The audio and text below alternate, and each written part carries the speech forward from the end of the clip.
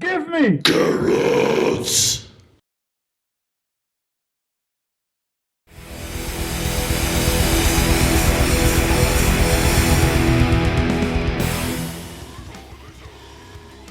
all existence on Earth is being scorched by the atrocities of humans, and the two brothers, Mike and Matt Jones, capture the brutal reality with their death metal band Scourge of Existence in their EP Atrocities of Man. We have lost the way. Greed has poisoned men's souls, has barricaded the world with hate, has goosed us into misery and bloodshed. Our knowledge has made us cynical, our cleverness hard and unkind. We think too much, feel too little. More than machinery, we need humanity. More than cleverness, we need kindness and gentleness. Without these qualities, life will be violent and all will be lost.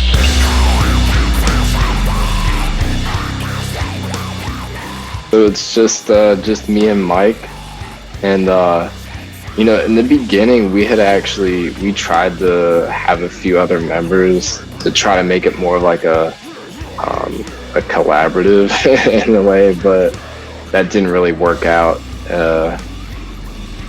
Mike ended up being the sole writer for both guitar and bass, so yeah, we had tried to collaborate with some musicians that we had played with in different bands in the past. And, for whatever personal reasons, I think people just didn't have the time to dedicate to it. So, yeah, Scourge of Existence is just Mike and I, and we're brothers, so...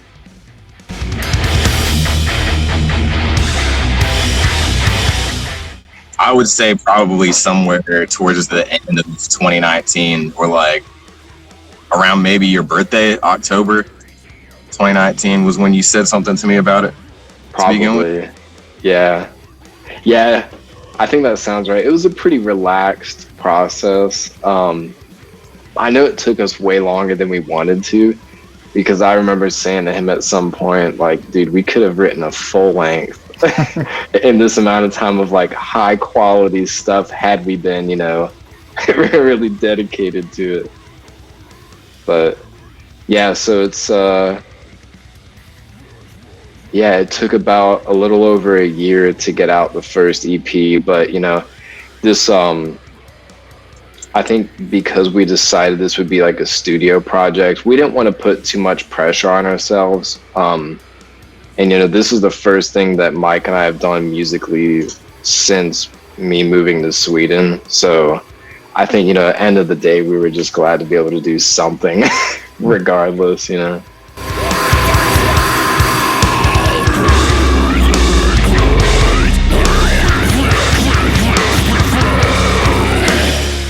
Starting with the influences, I think I love this question because Mike and I, we like a lot of the same bands, but we also, I think, take a very different approach at our writing, where I have more of like the simplistic, like caveman mentality when it comes to like, I'm just like, the shit's gotta be heavy, it's gotta hit hard, and Mike is, I'd say,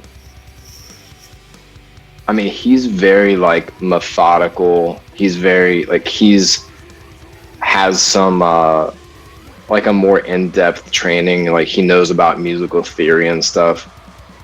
I can't play guitar. I can't play bass. I'm like starting to learn guitar, but I do the drums and I do the vocals, and I'm basically like, Mike, make it sound something like this, and I know that I can trust him to come up with brilliant stuff, but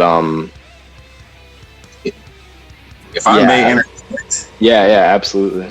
Ironically, so one of the reasons that it ended up just being the two of us was due to that time constraint, because on one hand, like Matt said, it was supposed to be a relatively low stress situation, but and literally no one was getting back to him about progress, and myself included, I wasn't doing too good to begin with. So it just came down to, like, it seemed like we were the two that were most invested in actually getting it done. And I won't say that we got nothing back from the other two guitarists, because I did actually end up taking one riff that we got and making some changes to it. And if you want to go ahead and shout out his name for that riff too in the song that I put it in. Yeah, yeah, that's true. Adam Conran, he used to play in a band. Shit, I don't even remember. I know that he was in Exalted, but yeah, he had finished, almost completely finished the track, but he never finished the ending. And so I told Mike, you know, hey, we can use this song, and you know, we'll just wrap up the end. And we ended up scrapping the entire song minus just this one like lead up part to a breakdown. And you know, I think like in the end, that song, but what I love is like every time that we've written music, you can tell that Mike was involved, and that's something I really love. Is, you know, no matter if we were trying like to take a heavier approach, maybe a more technical or melodic approach, like for me, I can always hear like, oh yeah, that's some of my brother's writing. So this album, I mean, some would probably say like within the genre, I mean, we're definitely, and we don't claim to be the heaviest band. Our stuff is heavy, but we wanted to try to do heavy tastefully, where it's still interesting to listen to. You know, at least a little bit of technicality, not just, you know, yeah, not just breakdown after breakdown. You know, we've never been really into like playing that kind of music. And I think, you know, talking about influences, I think as far as listening to different kind of things, Mike listens to a lot of like super technical stuff. I listen to some of the more, you know, like caveman, like ignorantly heavy stuff. So but I think that's why, you know, at the end of the day, we end up blending really well together. Cattle Decapitation is one of my biggest influences lyrically. And we both like their music, but I'd say, you know, I was listening to bands like Unit 731, Black Tongue,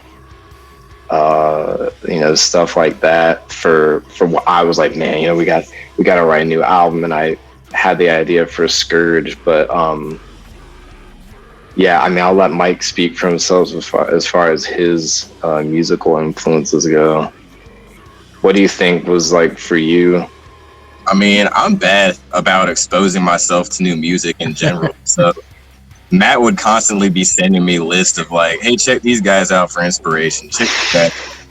And I'd probably like listen to one or two songs and get sidetracked. So that's probably another thing that took me a little bit longer, was just like lacking influence, honestly. And I don't want to keep writing stuff that sounds the same. So Right. Yeah. But that's sometimes I think that can be a hard, like there's a line there where you want to take influence, but then you don't want to have almost like too much influence where you maybe start to like rip other bands off.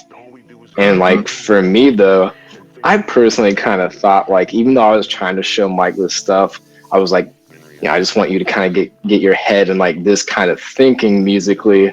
But I'm glad that you didn't listen too much, because I think that's exactly why you can still listen and be like, that's Mike. You know, that's Mike's writing. So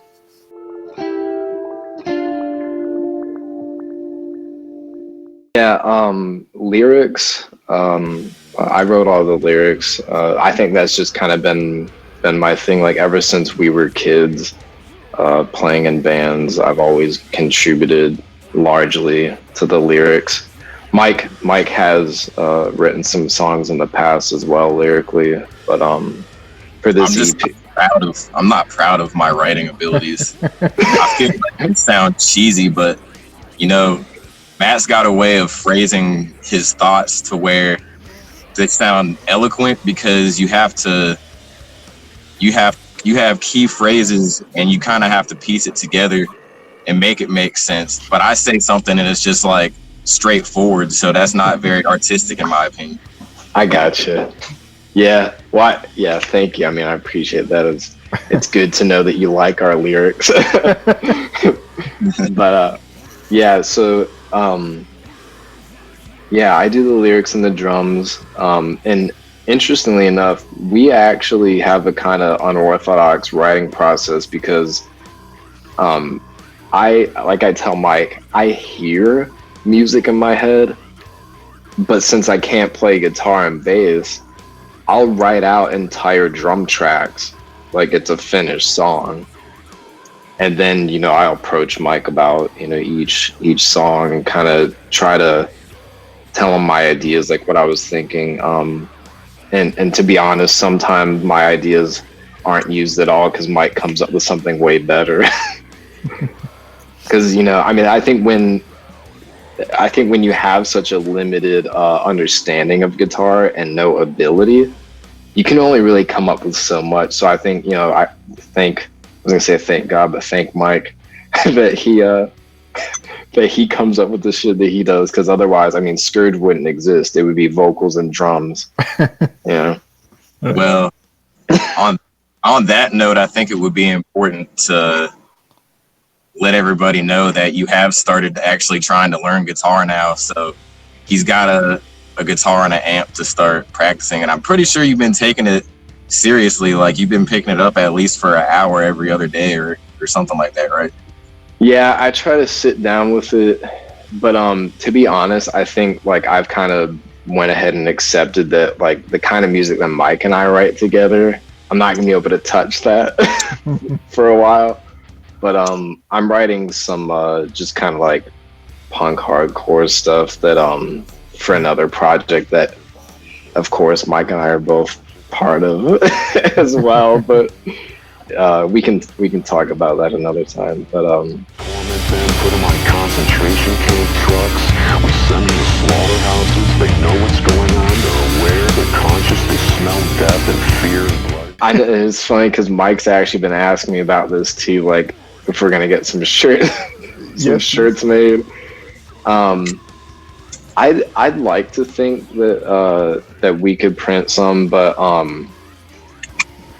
I don't know. Mike and I talked about it some, and I think I kind of wanted to see how the second album goes.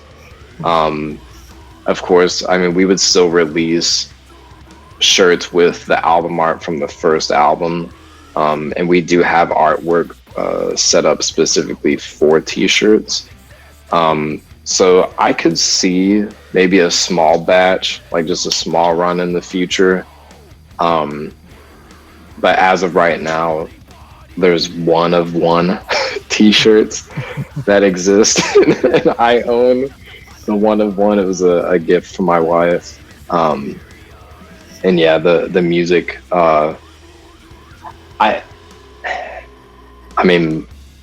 I think these days, because people download music and they stream music, I feel like physical copies would only be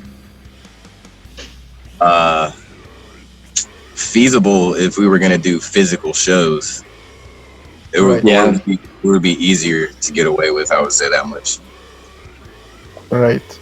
Yeah, because I know there's still people that want a tangible copy, and I respect that, because there's certain albums I'm like, if this album is so good, I need a physical copy. And now vinyl has gotten so popular again, like actually, and I have the one of one Atrocities of Man vinyl as well, which is so yeah, it's awesome. But I don't know, maybe I can put that up as a big ticket item one day. Not just kidding.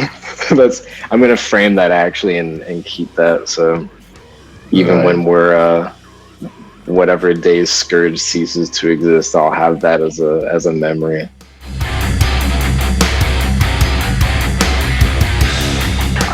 I uploaded it through DistroKid, so anywhere that you can stream or download music, it should be there. God created animals, kill them. Kill them right now. This is a big part of why I want to be able to play physical shows, because I feel like that flow of energy it keeps the motivation coming. Whereas like right now, I'm literally having to find time to write in between my work and regular life, and just, you know, as far as like my personal interests go and priorities, I got to put that as a one of however many too. So Yeah, I'd say we're I guess if we had a goal, you would say by the end of the year again, but yeah. I mean, that'd be ideal. I would hope that we could achieve that again. You know, I think that would be realistic. I would love to see, and as of right now, we have a few song titles, but no album name. We do have album art in the work, but I would say, yeah, hopefully before the end of the year, we'll put out EP number 2. And for those interested, I think we're aiming at 5 songs this time. So we'll give one additional track over last time, but I think we'll stick to 5 for this next release. that's not even a matter of like difficulty of coming up with ideas. It came to a fact of statistically how many songs is the average listener actually going to get through before they say or, you know, like, Yeah, and that is really true. Like, I think Mike and I both like value that kind of information a lot, and we value our time as well. So we were looking at the first release and the numbers, and we decided, 5 tracks is about what we can justify, because this is not a full-time thing. No labels paying us to release these songs. 5 tracks is about what we feel is reasonable, but also the 5 drum tracks that I came up with this time, I'm super, super stoked on. Because, not to, as they say, like toot my own horn, but man, I made these drum tracks really intense. They have great potential. So I think that this album is going to be more grabbing than the last one. And we're going to take a bit of a different approach as well. So I think for anyone that enjoyed the first album, this one's going to be even better, hands down.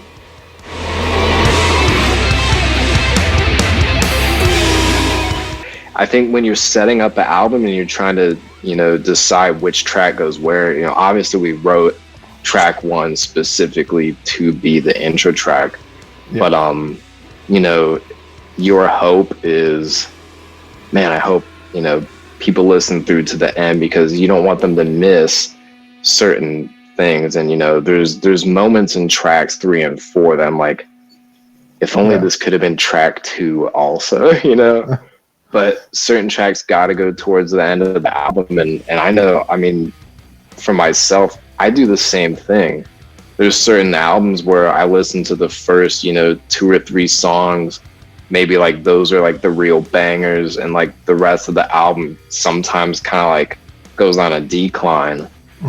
But I was going to say that it might be a controversial statement, but I feel like a lot of bands put out tracks that are just filler tracks. Yeah, we don't have it. It's 4 albums. You can't really put a filler in there, and if you are, you're just damn lazy. But tracks 3 and 4, for whoever's watching this, don't sleep on tracks 3 and 4, because they're just as good as the first 2. Mike and I are really proud of the songs that we put out, but we're definitely going to make sure that the second album really like grabs people's attention even more.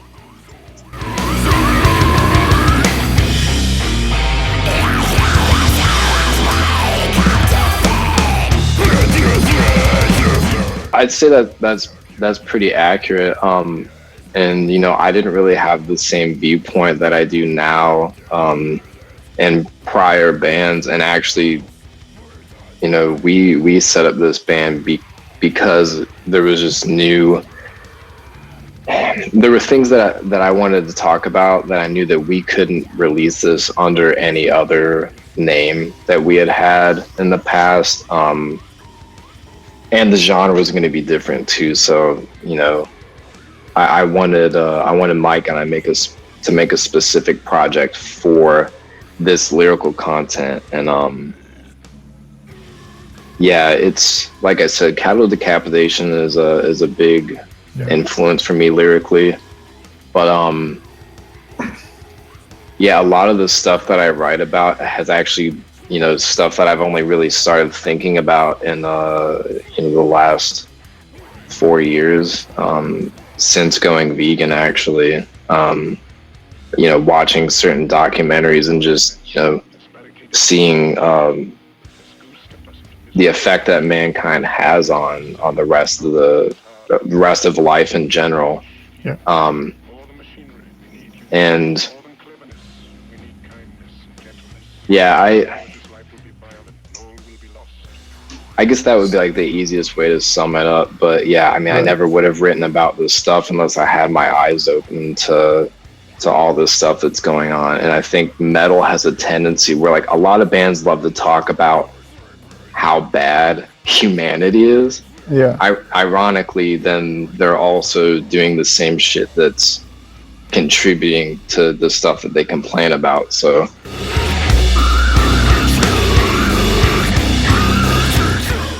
for me, I was helped a lot by the fact that I was around Matt when he was making these discoveries. So I was able to sit and watch documentaries with him at the same time.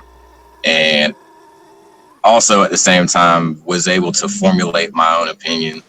And I didn't make quite as quick of a change into the whole thing as he did.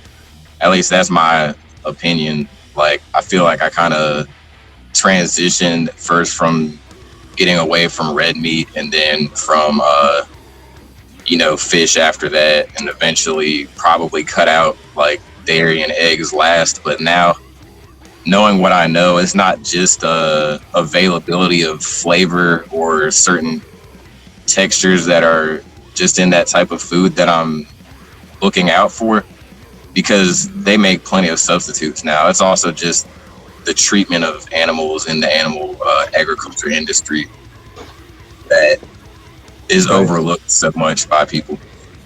yeah, I actually I remember Mike and I did we watch What the Health at the same time? I think we did. Yeah, and like both of us, when we watched that, like, I was livid. I was pissed. I was like, oh my God, dude. I can't believe we've been duped like for this long. I was literally like appalled, and certain things just clicked. I was like, this all makes sense now. And it's easier to make radical life changes in spite than it is in reverence or whatever sometimes. Yeah, dude, that's really true. I didn't even really think about that, but that's a good point, because a lot of people, they hate being taken advantage of. And there's this one doctor, God, now I can't remember his name, but he's talking about marginalized groups, and he's like, you guys are so upset about being taken advantage of. Well, this is another way that they're doing it. So, they push these products on you, knowing how bad it is for you. And to what Mike said, yeah, changing out of spite. I mean, if you have like a fuck the government kind of like life attitude, it's like the best thing you can do is go vegan. Quit contributing to animal agriculture, the medical system. You're not going to be feeding into all this where they're just they're making stacks and stacks off of your illness and eventual demise. So yeah, if I can play devil's advocate really quick, because I'm sure someone might try to make the argument where they're like, yeah, but it's the government, so it's completely out of your control or whatever. Like, I feel like that's such a defeatist attitude, because you're taking the work out of it for them. Yeah. That's a good point. Yeah. It's not going to be possible to achieve anything if you give up before you start. Yeah. When we saw that stuff, I was just like, there was no other logical choice but to Right. change. And so for me at first, it was a health thing. I'll say that, like, Yeah. it really was, because I'd never seen any footage of anything animal agriculture related. So I made the change for me because I was like, well, shit, okay, I want to be healthier. I want to, live a long life and not have all these problems, not be one of these old people having to take, 8 different pills a day. But now what I tell people is, like, the health aspect is what made me go vegan, but the animals are what keep me vegan, because humans have a tendency to do shit they know is bad for them. You Right. can be a vegan and eat like shit still. Yes. And we'll do that, of course. If you have, the incentive of the moral implications, it's okay to do something that's harming yourself. But when you cross a line where your actions are affecting others, for a lot of people, they're like, okay, well, shit, that doesn't sit well with me, know?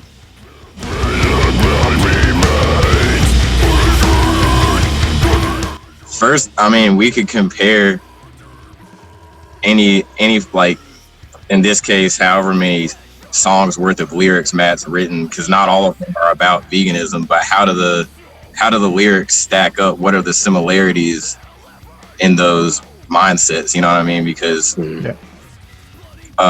like we were saying, it's more about the deception, and we're trying to open people's eyes to the deception more so than it is to just like push a diet on a group of people.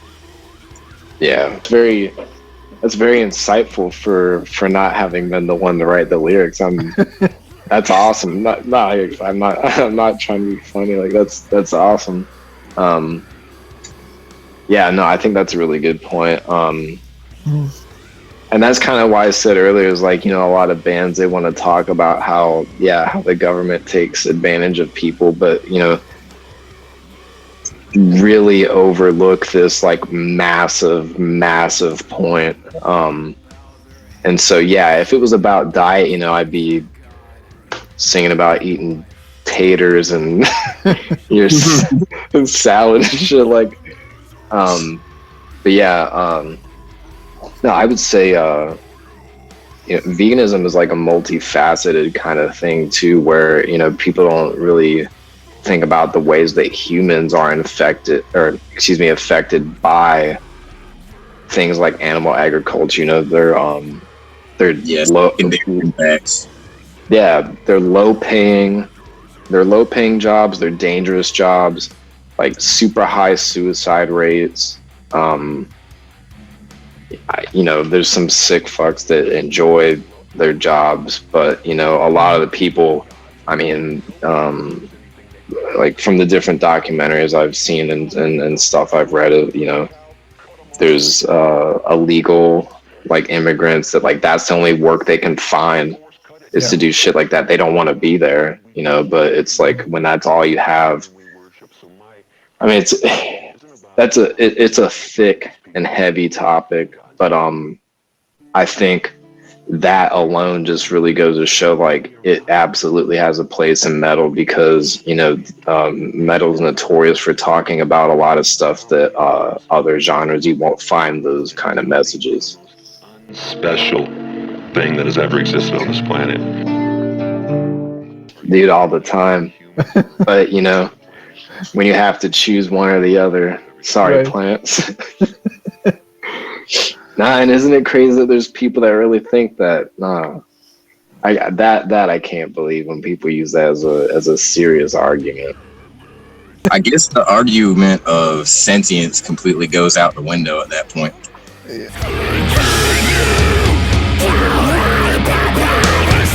Personally, I just would like to take a second to point out a couple of the little, it's Easter today, so I can call them Easter eggs, whatever you want to call them. But in the album certain spots where if you weren't listening closely, you might miss something. Like, if you are reading along with the lyrics as the music's playing, you're going to catch a lot more of how the lyrics actually go with the music. Yeah. And, you know, like a certain example of that would be in Conspecific Turmoil in the final breakdown, where is that Chasson that's doing the guest vocals? Or Yeah, Chasen Vogel from a band called Oscillation or Oscillator. No, I can't remember. It's probably okay. So he does a verse and you do like 3 different verses there. And so it's a total of like 4 different voices. And to me, that vibe just hits as like 4 business tycoons sitting at a table discussing the destruction and demise of mankind. Like, and if you listen to the lyrics at that point too, what is it? So it's create catastrophe, orchestrate pandemic, design disunion, and achieve total control. And that's perfect. Wow. That's the best way I can think about it. Like, Yeah. so I feel like certain aspects of it, you just got to dig a little bit deeper, and you know the meaning is there for sure. Yeah, and you know, I think that's one of my main gripes with Spotify is that the lyrics don't show up.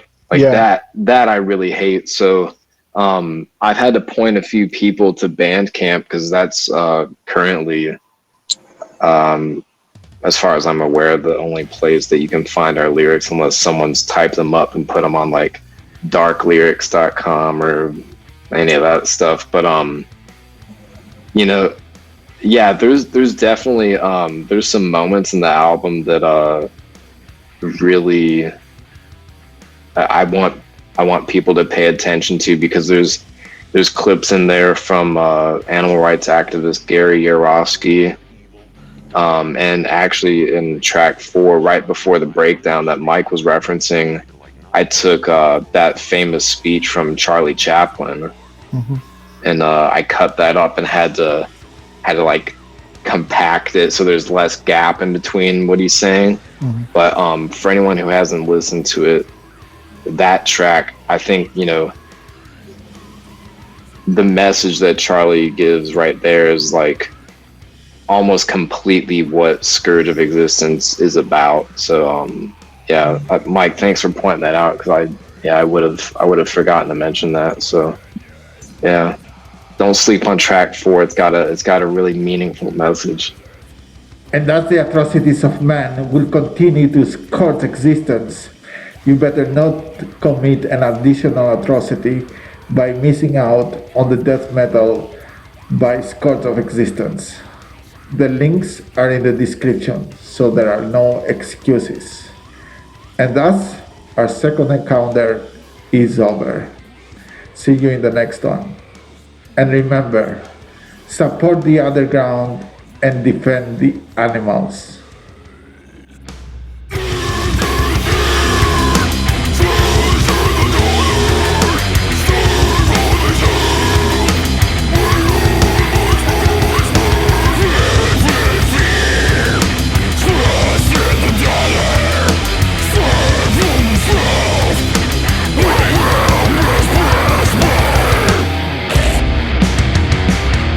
We have lost the way. Greed has poisoned men's souls, has barricaded the world with hate, has goose-stepped us into misery and bloodshed. Our knowledge has made us cynical, our cleverness hard and unkind. We think too much, feel too little. More than machinery, we need humanity. More than cleverness, we need kindness and gentleness. Without these qualities, life will be violent and all will be lost.